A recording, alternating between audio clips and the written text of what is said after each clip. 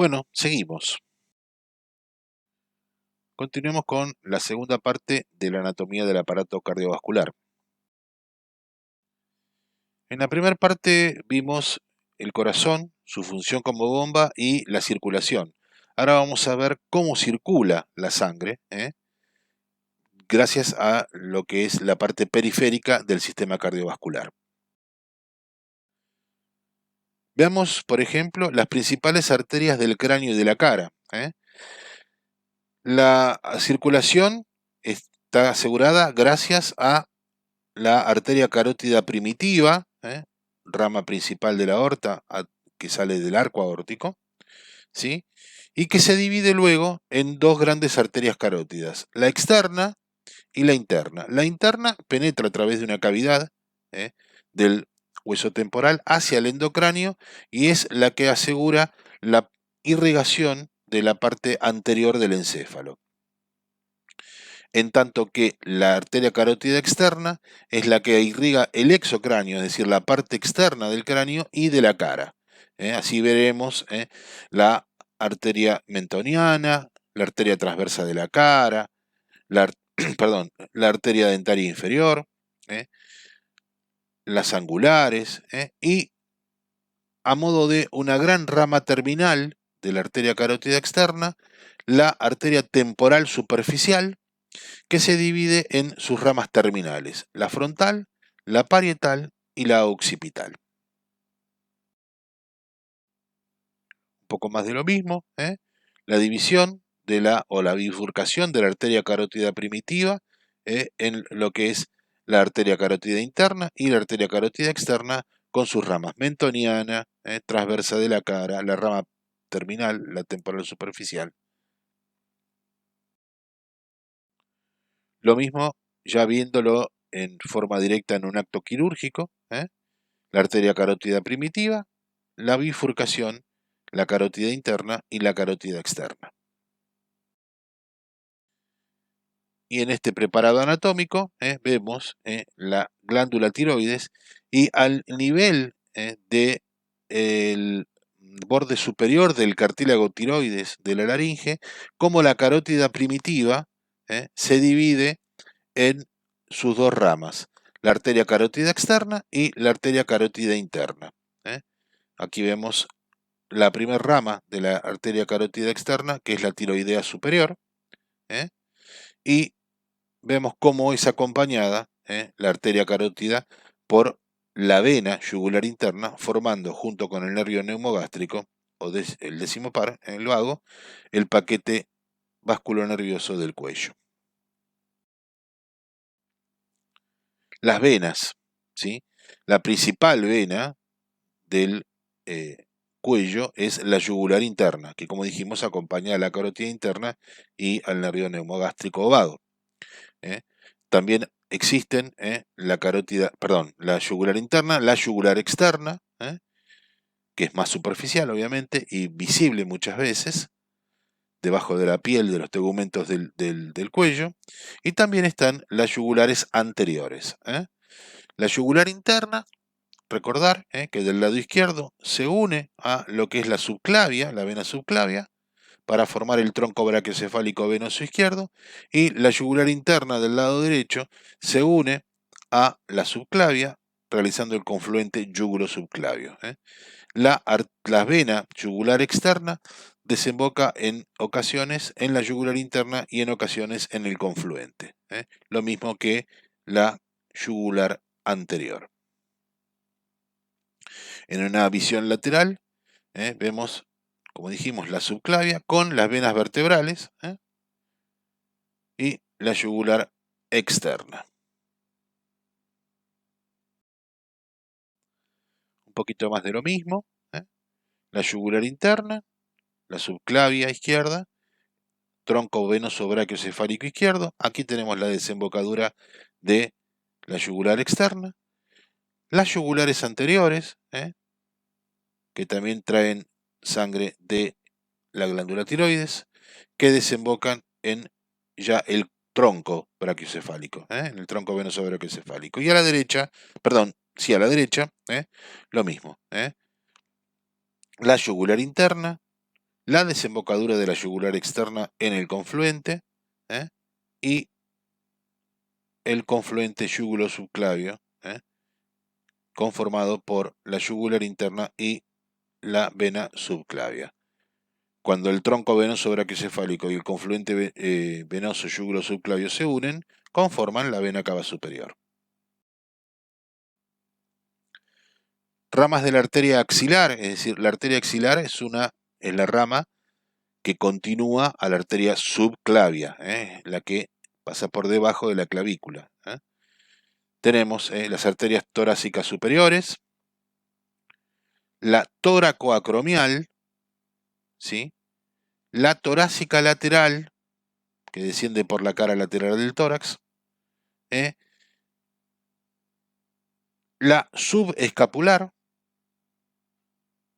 para debajo de la escápula, la cara anterior, y las dos circunflejas, la circunfleja humeral posterior y la circunfleja humeral anterior. A posteriori, la arteria axilar se continúa con la arteria braquial o humeral. Y aquí lo vemos, ¿sí? La arteria subclavia, la arteria axilar, con sus ramas, sus dos últimas ramas, las circunflejas, humeral posterior y anterior, y la continuación con la arteria braquial o humeral. Recordar, la arteria humeral o braquial da dos ramas, una profunda, que es muy delgada, y una superficial, que es la que uno puede tomar el pulso a nivel del codo, en la cara anterior del codo, en el borde cubital.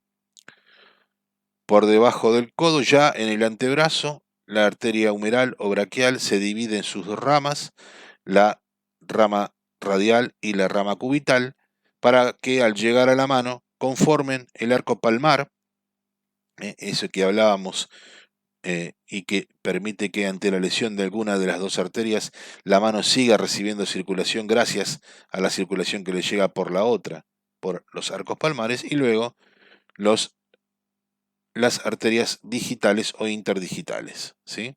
Lo mismo, la arteria humeral con su rama profunda, su rama superficial, que es la principal, y que luego del codo se divide en la radial y en la cubital, dando siempre también ramas para la membrana interósea, el arco palmar y las arterias digitales. Las venas, las venas del miembro superior tiene dos tipos de circuito venoso, un circuito venoso superficial que está conformado por las venas digitales, un plexo venoso palmar superficial, y dentro de las principales en el antebrazo, la mediana antebraquial y la cefálica, para que al llegar al codo se forme lo que se llama la M del codo, con la cefálica, la vena cefálica y la vena mediana cubital y la basílica, para que ya en el brazo preponderen estas dos venas, la cefálica y la basílica, que luego desembocarán en la vena axilar. Las profundas son las que llevan el nombre de los huesos que constituyen los segmentos. Las digitales, el arco venoso palmar, la cubital, la radial en el antebrazo y la braquial en el brazo, para luego desembocar también en la vena axilar. Más de lo mismo, recordar, arteria subclavia, arteria axilar, arteria humeral o braquial, arteria radial, cubital, arco palmar, arterias digitales. Para las venas, recordar las venas del plexo venoso palmar, y si vamos por la parte superficial, la vena mediana basílica, la vena cefálica ya en el brazo, la basílica, y la desembocadura en la vena axilar, o las venas cubitales, radiales, humeral, ¿sí? O braquial, también con la desembocadura en la vena axilar. El callado aórtico, algo habíamos hablado, recordar, este es el cono de salida de la arteria, es decir, todavía aquí estamos prácticamente en lo que son las válvulas sigmoideas aórticas. ¿Cuáles son los primeros vasos? Las arterias coronarias. La coronaria derecha y la izquierda, que luego se dividirá en la circunfleja y en la descendente anterior. Lo vemos, derecha, izquierda, circunfleja, descendente anterior. Luego, la salida, el tronco brachiocefálico derecho, que luego se dividirá en la carótida primitiva y en la subclavia. Primer rama del callado aórtico. Segunda rama del callado aórtico, arteria carótida primitiva izquierda. Tercer rama, arteria subclavia izquierda. Esto es la aorta descendente, esto es el arco o callado aórtico y esta es la aorta descendente. Más de lo mismo, el tronco brachiocefálico derecho, este es el callado aórtico, es el tronco brachiocefálico derecho, la carótida primitiva y la subclavia derechas, carótida primitiva izquierda, subclavia izquierda.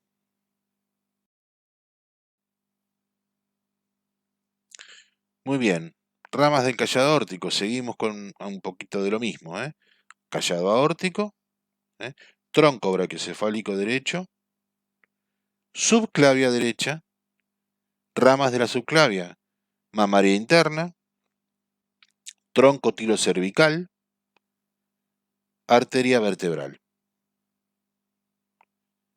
De la carótida primitiva derecha, arteria carótida externa, arteria carótida interna. Luego, la segunda rama del callado aórtico, carótida primitiva izquierda con la carótida interna y la carótida externa, y la subclavia izquierda, con la arteria mamaria y con la arteria vertebral izquierda. Un poquito más de lo mismo, acá ya vemos la rama subclavia, el tronco tirocervical, la carótida interna con la división en carótida, la carótida primitiva con la división en carótida interna y carótida externa. ¿Sí? Acá tenemos lo que hablábamos recién, acá quizás faltaría la arteria vertebral, que es rama de la subclavia también, y la mamaria interna, que es rama de la subclavia, el tronco tirocervical da la arteria tiroidea inferior, la carótida primitiva da la arteria tiroidea media y la carótida externa da la arteria tiroidea superior. ¿Cómo drena la sangre del tórax? La sangre del tórax drena a través del sistema venoso torácico. El sistema venoso torácico es particularmente tributario de la vena cava superior. Vemos aquí parte de un sistema venoso que se encarga del retorno venoso al corazón de los órganos torácicos y también del sistema del retorno venoso proveniente del cuello y de la cabeza, a través de la vena yugular interna, a través de la subclavia, con el retorno venoso también de los miembros superiores, la yugular externa, aquí la unión de la yugular interna con la subclavia para formar el tronco brachiocefálico, la yugular anterior, la yugular interna derecha, que conjuntamente con la subclavia van a formar el confluente yúgulo subclavio derecho, la yugular externa, y luego la unión del tronco brachiocefálico derecho con el confluente yúgulo subclavio para conformar la vena cava superior, con la desembocadura de la misma a nivel de la aurícula derecha.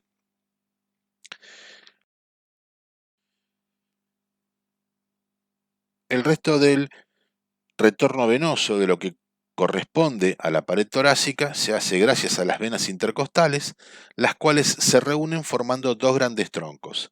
A la izquierda, dos troncos, la hemiácigos, la inferior y la superior izquierda, que desembocan en el tronco brachiocefálico izquierdo, y a la derecha un solo tronco mucho más grueso, que es el tronco de la vena ácigos derecha, la reunión de las intercostales, para desembocar en la vena cava superior.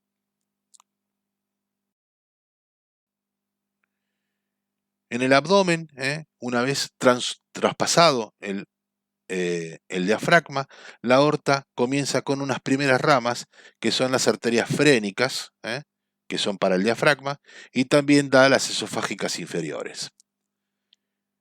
Como primer tronco a nivel del abdomen es el tronco celíaco. El tronco celíaco está conformado por tres grandes arterias. La esplénica, que da ramas para el vaso, para el páncreas y los vasos cortos para el estómago. La hepática común, que va a dar principalmente las arterias hepáticas derecha e izquierda, pero que también da la coronaria derecha para el estómago, y la arteria gástrica izquierda o coronaria estomáquica. Esos son los tres vasos que da el tronco celíaco.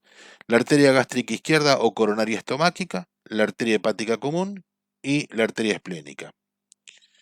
Luego, la aorta seguirá dando ramos para las glándulas suprarrenales, la mesentérica superior, que va a irrigar la mayor parte del intestino.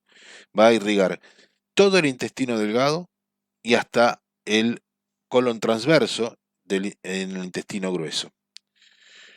Luego da los vasos renales, uno a cada lado, los vasos gonadales, uterováricas en la mujer, espermáticas en el hombre, y la arteria mesentérica inferior, que irriga el resto del intestino grueso, que ya lo veremos. Ramas terminales de la aorta, ilíacas primitivas, las cuales se dividen en dos arterias ilíacas, una interna y otra externa, la cual se seguirá o se continuará con la arteria femoral. Un poquito más complicado esto por la gran cantidad de arterias que tenemos aquí, pero bueno, vemos el tronco celíaco, la esplénica, la hepática y la coronaria estomáquica, los vasos para las suprarrenales, las renales, la mesentérica superior, los gonadales y la mesentérica inferior, las ilíacas primitivas, la ilíaca interna y la ilíaca externa. Tronco celíaco, como lo vemos aquí, salida, con la coronaria estomáquica, o gástrica izquierda, la arteria hepática común y la arteria esplénica, que como dijimos da tanto principalmente para el vaso, pero también para el páncreas y para en la curvatura mayor, cerca del techo o del fundus gástrico, los vasos cortos. Un poquito más en detalle, el tronco celíaco, la arteria coronaria estomáquica o gástrica izquierda, la esplénica, con vasos para el páncreas, los ramos cortos para el estómago, y la arteria hepática común que da la gástrica derecha y la hepática izquierda y derecha. En un acto operatorio, el tronco celíaco, la arteria hepática, la arteria coronaria estomáquica o gástrica izquierda y la esplénica.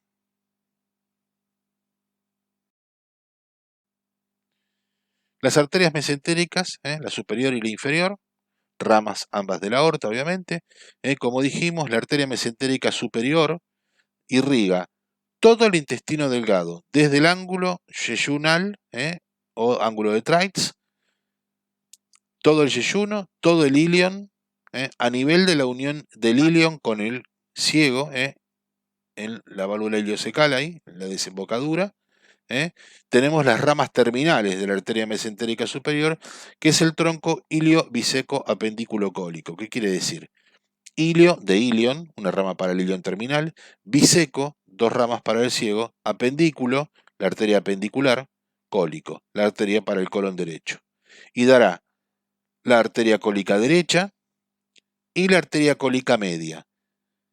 Todas estas arterias sufren anastomosis o uniones entre sí, formando a nivel tanto de la arteria mesentérica superior como de la arteria mesentérica inferior una arcada colónica que se llama arcada de Riolano. Hasta aquí la circulación de la arteria mesentérica superior. A partir de aquí, con la arteria cólica izquierda, comienza la irrigación dependiente de la arteria mesentérica inferior. ¿Sí? Que dará la cólica izquierda, como dijimos, y dará las sigmoideas, las tres sigmoideas, superior, media e inferior, y las arterias rectales superiores. ¿Sí? Un detalle de lo mismo, la arteria mesentérica superior, con la rama terminal, el tronco iliobiseco apendículo cólico, la cólica derecha y la cólica media, y la arteria mesentérica inferior con la arteria cólica izquierda, las sigmoideas, superior, media e inferior, y las rectales superiores. El detalle operatorio del espacio transmesentérico izquierdo, es decir, de lo que es el retroperitoneo, el retroperitoneo en su parte izquierda, tenemos la aorta, la vena mesentérica inferior, una vena gonadal, el uréter, ¿sí? Cabalgando por encima del músculo psoas, la arteria cólica izquierda y la pelvis renal.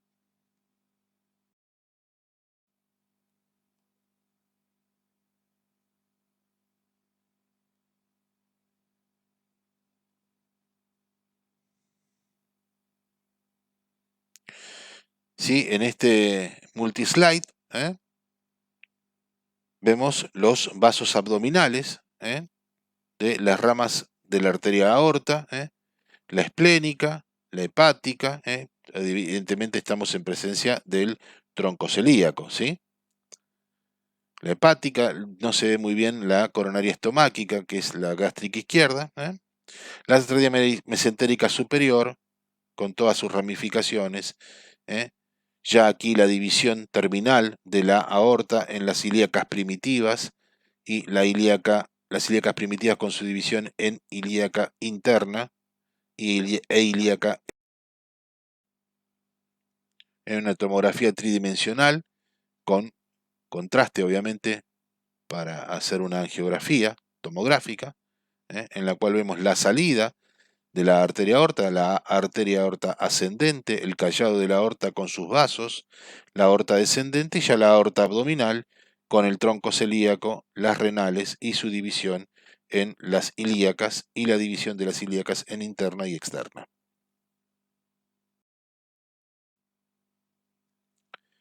También hablamos del sistema venoso del abdomen, particularmente de lo que es la conformación de un sistema muy importante que es la vena porta. La vena porta es una vena que ingresa al hígado y que le proporciona más del 70% de su circulación, ya que ella es la que transporta todos los nutrientes absorbidos en el intestino delgado, ¿sí? La vena porta se encuentra conformada por la unión de la vena mesentérica superior y de un tronco, que es el tronco espleno-mesentérico o espleno-mesaraico, que es la unión de la vena mesentérica inferior con la vena esplénica. En este detalle lo vemos con un poquito más de claridad, la vena mesentérica superior, el tronco espleno-mesaraico o espleno-mesentérico, que es la unión de la vena esplénica con la mesentérica inferior. La unión de este tronco con la vena mesentérica superior da la vena porta, aquí está la división en sus ramas izquierda y derecha, penetrando el hígado.